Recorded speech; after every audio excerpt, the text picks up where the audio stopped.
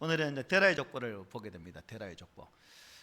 로버트 이 웨버는 문화를 세 가지로 분류를 합니다. 첫째가 뭐냐면 분리입니다. 분리. 그러니까 이분은 분리를 어떻게 설명하냐면 선하신 하나님으로부터 떨어져 나와서 허물과 죄로 죽은 인간의 영광을 추구하는 타락한 문화는 분리하고 대립해야 한다는 입장. 이 분리가 하나님과 세상과 분리할 수 있는 그런 입장이다라고 말합니다.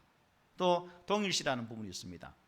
문화 역시 하나님께서 허락하신 일반 은혜 가운데 하나이기 때문에 지지하고 누릴 수 있어야 한다는 입장, 누려야 된다는 거죠. 또 마지막으로 변혁입니다. 변화겠죠. 타락한 문화를 거룩하게 바꿔야 한다는 입장.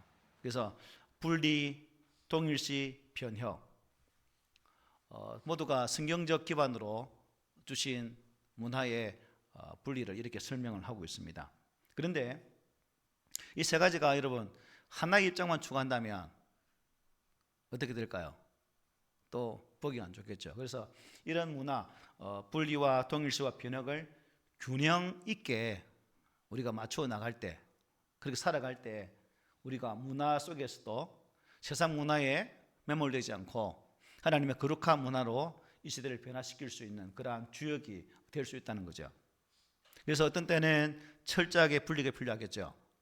또 어떤 때는 하나로 여기는 그러한 자세도 필요할 때도 있을 겁니다. 또 어떤 때는 막대한 손해를 감수하더라도 바꾸어 나가야 할 그러한 자세도 우리에게 필요할 겁니다.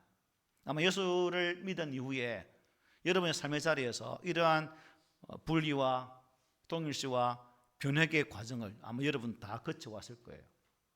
저를 예를 들면 불신의 과정에서 믿음을 가졌고 이 믿음을 지키기 위해서 나의 가정과 즉 가정에서 걸어가는 그런 하나님 기뻐하지 않는 그런 방향으로부터 분리했던 그런 작업이 있었습니다.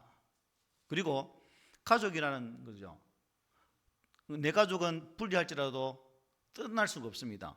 동일시하면서 그 속에서 그들을 예수 그리스도의 은혜로 변화시키고자 하는 예수 전함이 있었다는 거죠.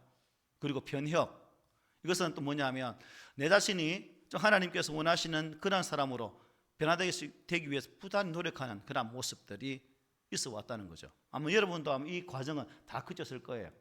누구나 이 과정 거칩니다. 그래서 이런 과정을 거치면서 한쪽 방향으로만 가면 안 된다는 거죠. 균형 잡혀서 나가야 진정한 기독인으로서 하나님께서 기뻐하실 그러한 선한 문화를 재창조할 수 있는 자가 될 수 있다는 겁니다. 그래서 바울은 로마 12장 2절에서 이렇게 말씀했습니다. 너희는 이 세대를 본받지 말고 오직 마음을 새롭게 함으로 변화를 받아 하나님의 선하시고 기뻐하시고 온전하신 뜻이 무엇인지를 분별하도록 하라라고 말씀했어요. 이 외침대로 우리가 이 시대 속에서 하나님의 거룩한 뜻을 이루기까지 수고할 수 있는 그런 부분이 있어져야 된다는 겁니다. 자, 오늘 우리가 창세기 이제 11장 27절의 말씀으로 시작하고 있는데요. 오늘 본문 27절 상반절에 이렇게 말씀하죠. 데라의 족보는 이러하니라. 데라, 아브라함의 아버지 데라의 족보가 소개되고 있습니다. 하나님께서 새로운 구원의 역사를 만들어가는 하나의 과정으로도 볼 수 있겠죠. 사실 여러분 데라는 당시 온 천하를 휩쓸고 있었던, 지난주에 말씀드린 것처럼 니므로, 즉 악한 문화 속에서 완전히 매몰되어 있었던 그 악한 문화 속에 어떻게 거룩함으로 분별되어서 변혁되어지는 말씀으로 사는 것이 아니라 그 속에 매몰되었던 그런 자라고 볼 수 있습니다. 유대 전성에 따르면 불의 신을 섬기는 우상 숭배자였다. 누가요? 데라가.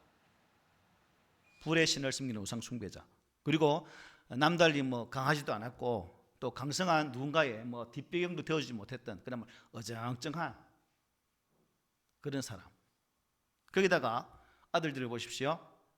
한 명은 데라보다 먼저 죽습니다.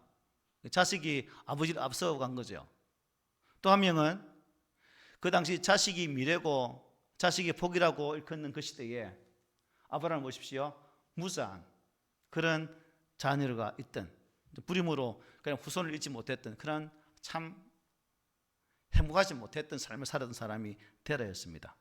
자녀가 없다는 것은 마치 저주받은 것과 같은 그런 삶을 살았다는 거죠. 지극히 우리가 육신적 기준으로 볼 때는 자랑스럽게 내어놓을 만한 것이 하나도 없었다 하는 것이죠.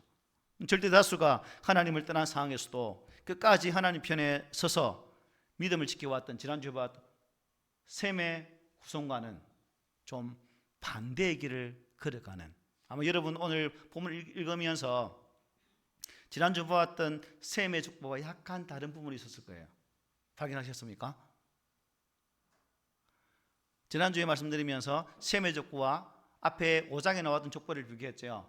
그 차이가 뭐였죠? 죽음이라는 부분이죠. 오늘 본문에는 죽음이라는 부분이 있습니까? 없습니까? 있어요. 지난주에는 없었어요. 이런 차이가 있습니다.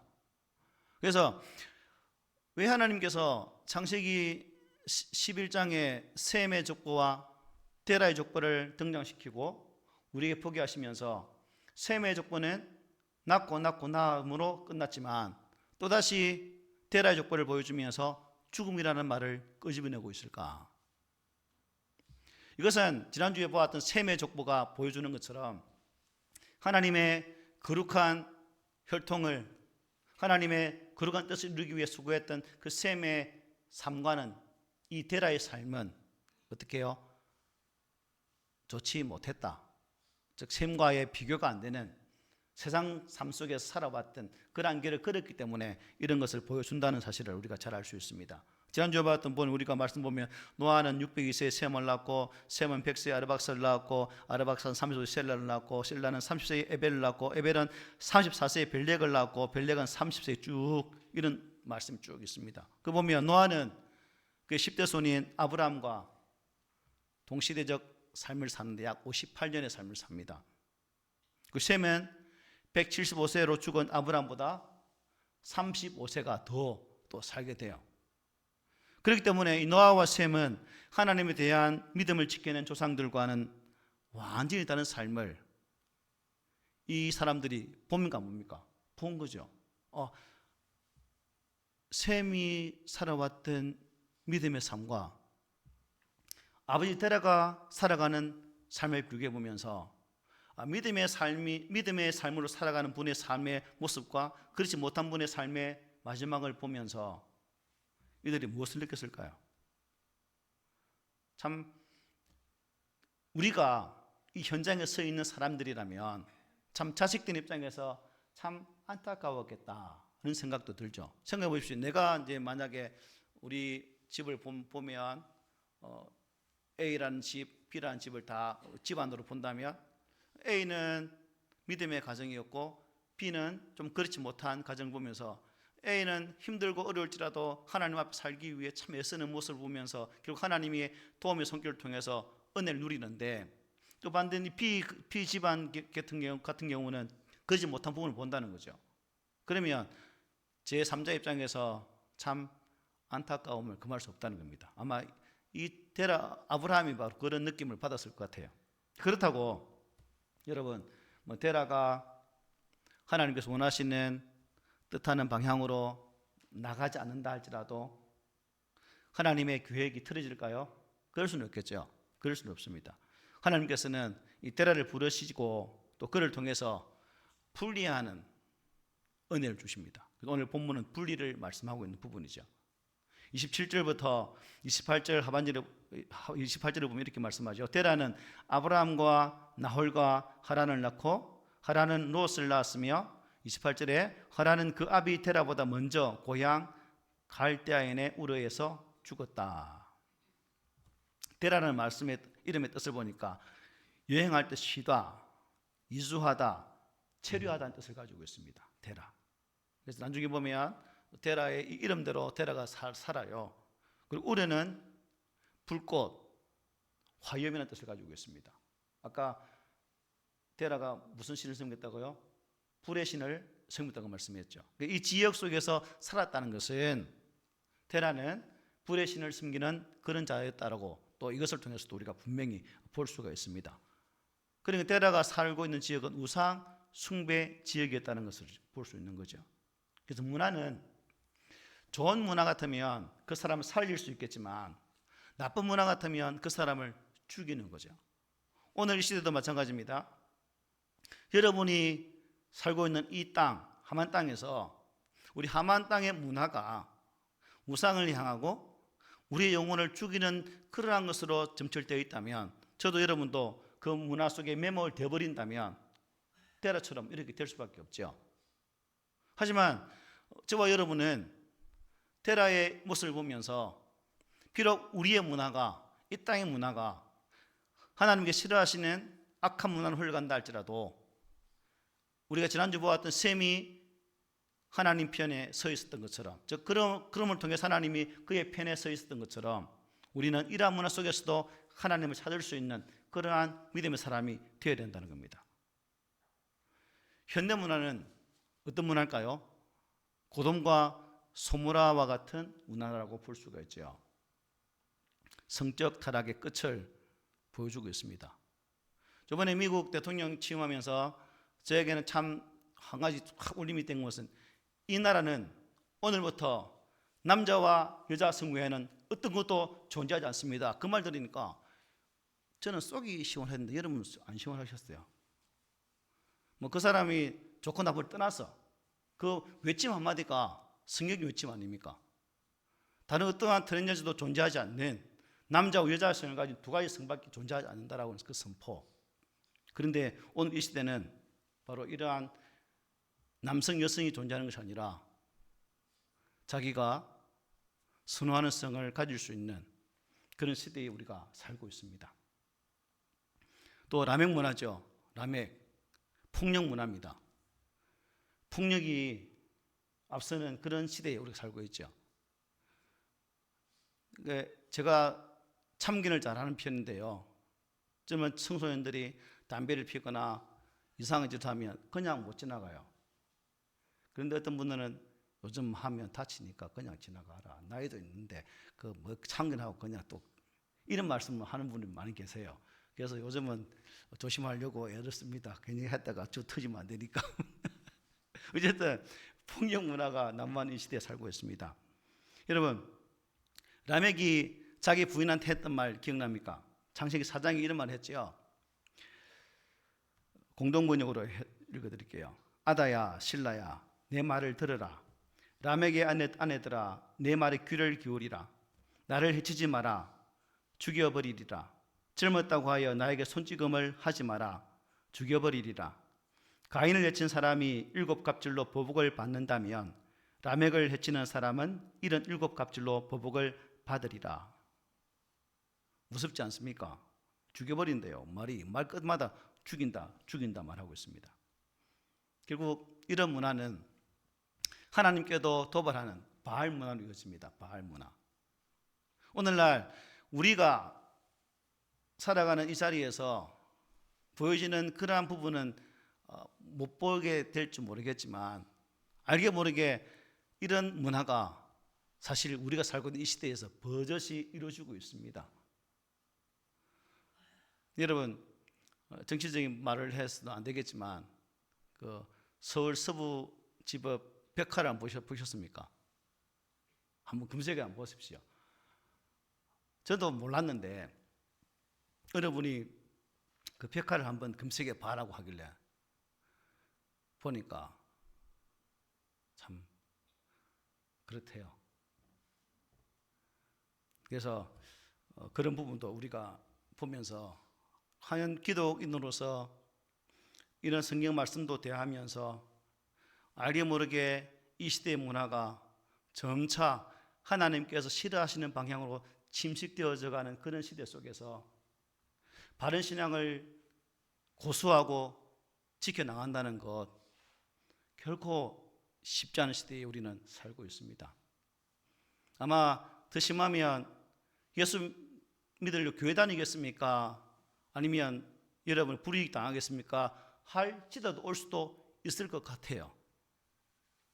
그러기 위해서는 우리가 이 시대적 상황을 잘 깨닫고, 비록 이 시대가 우상 문화로, 바알 문화로, 하나님이 싫어하시는 그런 문화로 점철되진다 할지라도 우리들은 결코 그 문화에 편성해서 나가는 사람이 아니라 단호히 거부하고 하나님의 거룩한 믿음의 길로 나아가는 그런 우리 성도가 되었으면 좋겠습니다.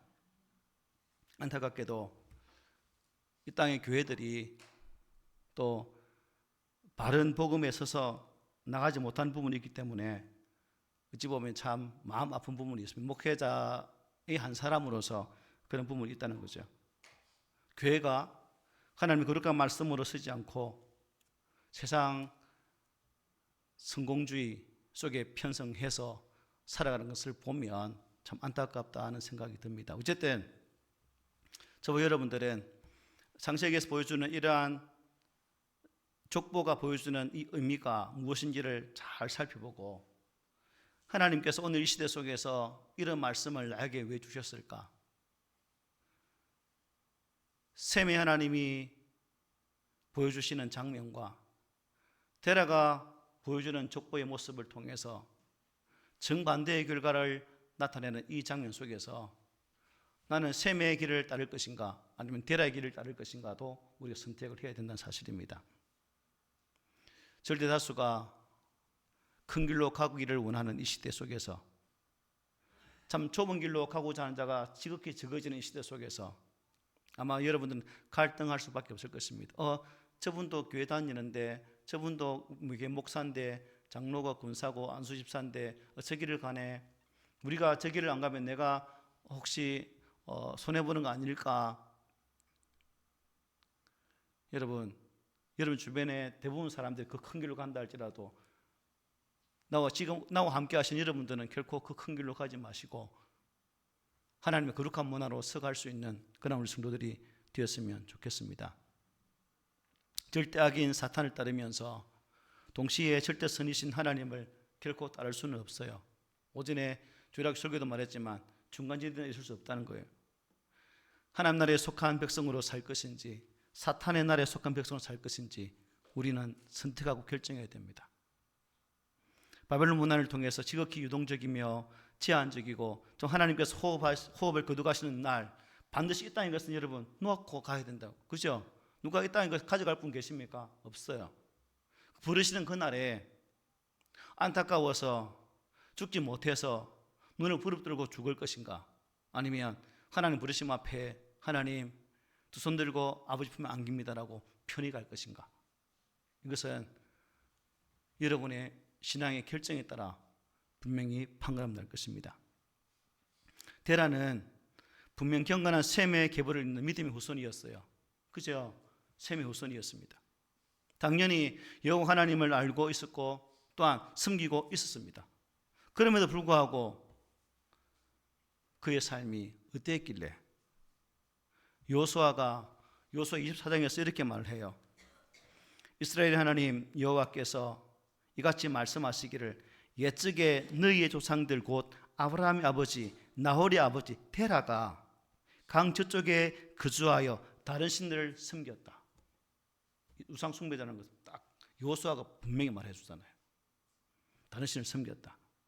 데라가 하나님과 이방신을 동시에 섬겼던 우상 숭배자였다라고 말합니다. 아브라함과 나홀과 하란 이 세 명의 아들들도 여러분 그 영향에서 벗어날 수 있을까요? 없겠죠, 그죠? 아마 이 세 사람도 아버지 데라의 영향을 충분히 받았을 것으로 추측이 가능하죠. 그대로 버려둔다면 어떻게 될까요? 아버지 데라처럼 우상 숭배자가 될 수밖에 없겠죠. 우상 숭배자. 그래서 하나님께서는 이러한 때에 또 누굴 우리 12장 1절을 보겠지만 누굴 부르십니까? 구원의 은혜 줄기를 허락하기 위해서 또 한 사람을 부르셔서 하나님 구원의 은혜를 열어가는 장면을 보게 됩니다. 그래서 우리가 하란이라는 이름의 뜻을 한번 볼 수 있는데요. 하란이라는 이름의 뜻을 보니까 성숙한 신앙을 소유한 살아있는 사람. 그러니까 데라가 자녀들 이름은 제대로 지었다 그죠? 왜 그들 셈의 믿음의 계보를 이으려고 아마 애를 쓴 것 같아요. 베드로후서 2장에 보면 또 이렇게 말해요. 옛 세상을 용서하지 아니하시고 오직 의를 전파하는 노아와 그 7 식구를 보존하시고 경건하지 아니한 자들의 세상에 홍수를 내리셨으며 소돔과 고모라 성을 멸망하기로 정하여 죄가 되게 하사 후세에 경건하지 아니할 자들에게 본을 삼으셨으며 무부한 자들의 음란한 행실로 말미암아 고통당하는 어려운 롯을 건지셨으니. 하란의 아들 롯도 무슨 자라고요? 어려운 자라고 말하고 있어요. 우리가 아브라함과 비교해 보면 우리가 롯은 정했던 땅부터가 별로 안 좋았기 때문에 우리가 생각하기는 롯은 별로 거룩하지 못하고 경건하지 못한 사람이라고 볼 수 있는데, 베드로 후서에서 분명히 의로운 롯이라고 말해요. 당대의 의인이었다는 겁니다. 그럼에도 불구하고 소돔과 고모라, 눈에 보기에 좋은 곳을 선택해서 그 길을 갔다는 겁니다. 그런 측면에서 참 이 당시의 문화가 보여주는 이 장면과 오늘 이 시대 우리가 살고 있는 이 장면을 보면서 분명 하나님의 거룩한 믿음의 선으로 서 있던 사람들이었지만 이들도 여러분 그렇지를 못했다는 겁니다. 우리도 충분히 이들과 같은 삶을 살아갈 수 있는 확률이 꽤 높은 자다라는 것을 알 수 있는 부분이죠. 어쨌든 이러한 배교의 시대에, 우상 숭배의 시대에 하나님은, 그래도 하나님께서는 당신의 뜻을 이루기 위해서 그 타락한 문화 속에서 또 사람을 세워가시면서 일하시는 모습을 우리는 볼 수가 있습니다. 나중에 보겠지만 이어지는 29절 3절에 이렇게 말하죠. 아브라함과 나홀이 장가들었으니 아브라함의 아내의 이름은 사레며 나홀의 아내의 이름은 밀가니 하란의 딸이요 하란은 밀가의 아버지며 또 이스가의 아버지더라. 사레는 임신하지 못하므로 자식이 없었더라. 아브라함 이름 뜻이 뭐죠? 높은 아버지, 존귀한 아버지라는 뜻입니다. 다른 뜻으로 보니까 오만이라는 뜻도가 있어요. 교만, 오만 같은 뜻이죠. 아브라함 이름 속에 뭐 좋은 뜻도 있지만 나쁜 뜻도 있습니다. 그는 이복누이 사례와 결혼을 합니다. 그렇지만 둘 사이에는 자식이 없었어요. 생육하고 번성하여 땅에 충만하라고 말씀하신 그 하나님 명령에 온전히 순종하지 못한 그러한 잘못된 조상의 계보로 이어질 수 있는 그러한 길을 걷고 있었습니다. 하나님의 축복으로부터 벗어난 상태에 있었다는 거죠. 물론 하나님께서는 아브라함을 하나님을 떠난 세상으로부터 구별하여 불러주십니다. 창세기 17장 4절로 8절에 이렇게 말씀합니다. 보라, 내 언약이 너와 함께 있으니 너는 여러 민족의 아버지가 될지라. 이제 후로는 내 이름을 아브라함이라 하지 아니하고 아브라함이라 하리니 이는 내가 너를 여러 민족의 아버지가 되게 함이라. 내가 너로 심히 번성하게 하리니 내가 내게서 민족들이 나게 하며 왕들이 내게로부터 나오리라. 내가 내 언약을 나와 너 및 내 대대 후손 사이에 세워서 영원한 언약을 삼고 너와 내 후손의 하나님이 되리라. 내가 너와 내 후손에게 네가 거류하는 이 땅 곧 가나안 땅 온 땅을 주어 영원한 기업이 되게 하고 나는 그들의 하나님이 되리라. 아브라함을 부르셔서 이런 약속을 주셨다는 거예요. 아브라함의 삶을 하나님께서 창세전의 작정대로 만드시고자 계획을 하셨다는 겁니다. 당시 아브라함의 씨, 그러니까 후손은 하나님의 뜻에 의해서 잠시 출산을 대기하고 있는, 그죠? 이 땅에 나오지 않는 그런 상태입니다. 그죠? 하나님 아브라함에게 하늘의 별과 땅의 모래처럼 있게 해준다잖아요. 그런데 이 땅에 있었습니까? 화면이 없었어요. 잠시 유보, 대기라는 겁니다. 현재 우리들이 온 힘을 다해서 참 살아내고 있는 삶 역시 그 상태에 머물러 있을 수도 있습니다.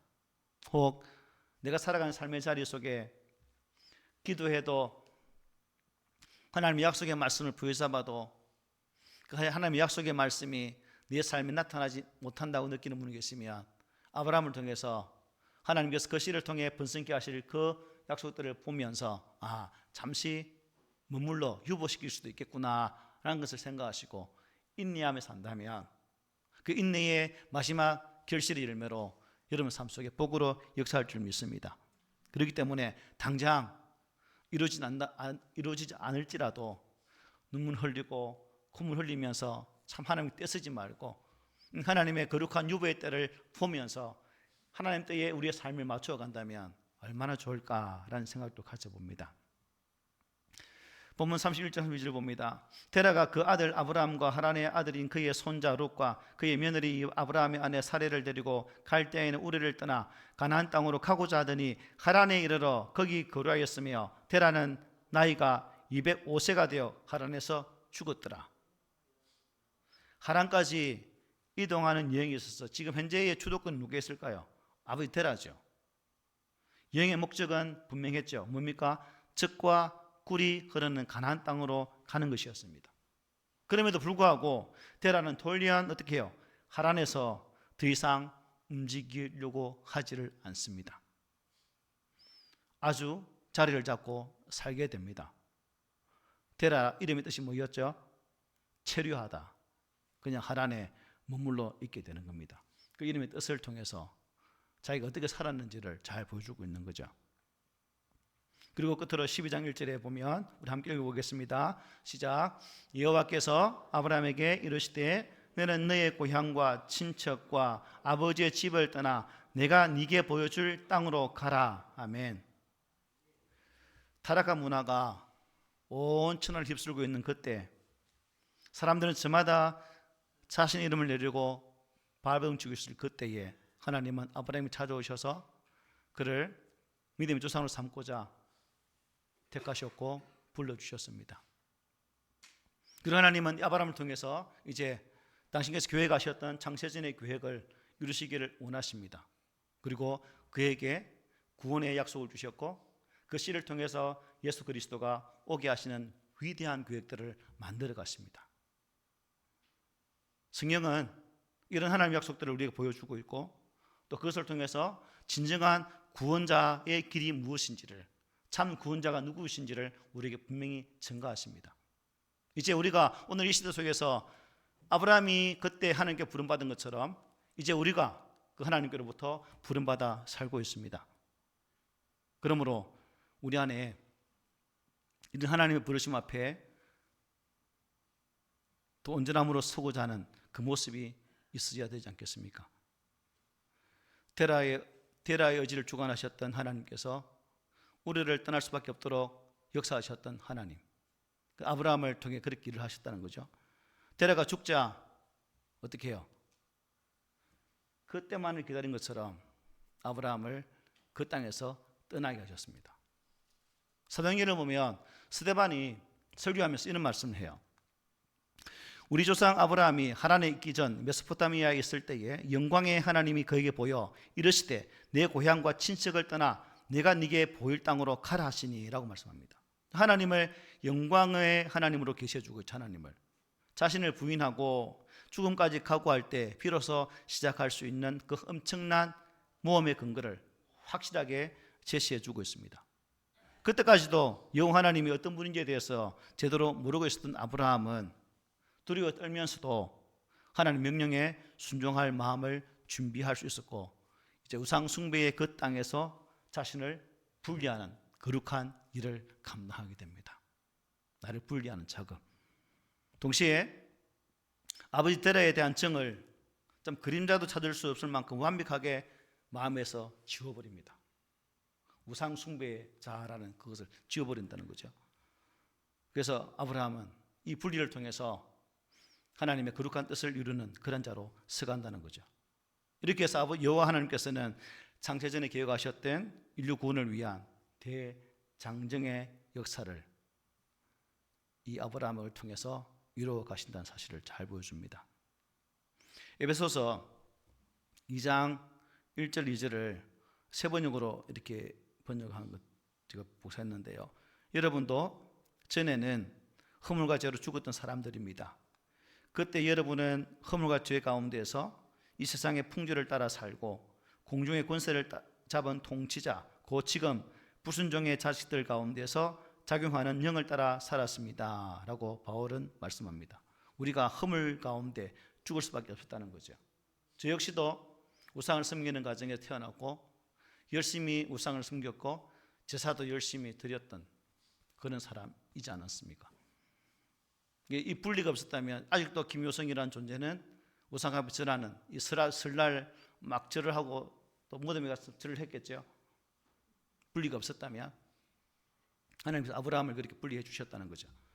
여러분들도 하나님 안에서 구원받은 백성임을 기억하고 왜 나를 불러주시는지를 항상 기억하면서 하나님 부르심 앞에 이 세상 속에 살지만 이 세상과 나를 분리하는 거룩한 작업들을 감당해서 하셔서 아브라함 받는 이 복을 여러분들도 받아 누리시기를 소망합니다. 타락한 세상과의 분리는 언약 백성인 우리들이 감당해야 될 마땅한 신앙의 모습입니다. 이스라엘 백성들은 이 분리 작업을 하지 못했기 때문에 하나님께로부터 철저하게 징계를 받으시고 나라의 멸망을 보게 되고 그 멸망 속에 포로로 끌려가는 고통을 당하는 어려움을 당합니다. 이게 분리 작업이 안 됐다는 거죠. 그러므로 분리는 우리에게 아픔일 수도 있습니다. 또 고통일 수도 있습니다. 심지어는 심각한 손해를 가져올 수도 있습니다. 하지만 우리는 이 거룩한 분리 작업을 각오하면서 감당해야 됩니다. 고린도후서 5장 13절 우리 함께 읽어보겠습니다. 시작. 우리가 미쳤어도 하나님을 위한 것이며 정신이 온전하여도 여러분을 위한 것입니다. 이것은 그리스도의 사랑이 우리를 지배하고 있기 때문입니다. 아멘. 이 사도 바울의 고백처럼 하나님께서 우리를 완벽하게 지배하실 때에 이 고백이 가능한 거죠.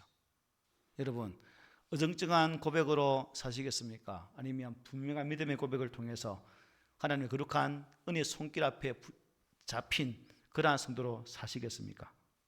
바라기는 저와 여러분들도 하나님께서 친히 완벽하게 지배받는 삶, 그리고 하나님께서 주시는 그 은혜 안에 거하는 그 거룩한 삶을 사셔서 후회하고 아파하는 자리가 아닌 하나님께서 주시는 그 거룩한 은총을 통해서 기뻐하고 즐거워할 수 있는 그러한 거룩한 삶을 살아갔으면 참 좋겠습니다. 어떤 경우에도 새로운 생명을 창조하신 하나님의 은혜를 보면서 하나님 거룩한 그 역사 앞에 걸림돌이 되는 인생이 아니라 하나님의 그 거룩한 길에 좋은 길을 놓아드릴 수 있는 그러한 성도가 되면 얼마나 좋을까요? 여러분, 그 삶 살 수 있겠습니까? 예, 다 함께 우리 함께 노력하셔서 이 거룩한 길을 열어갈 수 있는 그러한 주역들이 되시기를 오늘 말씀으로 부탁을 드립니다. 아멘.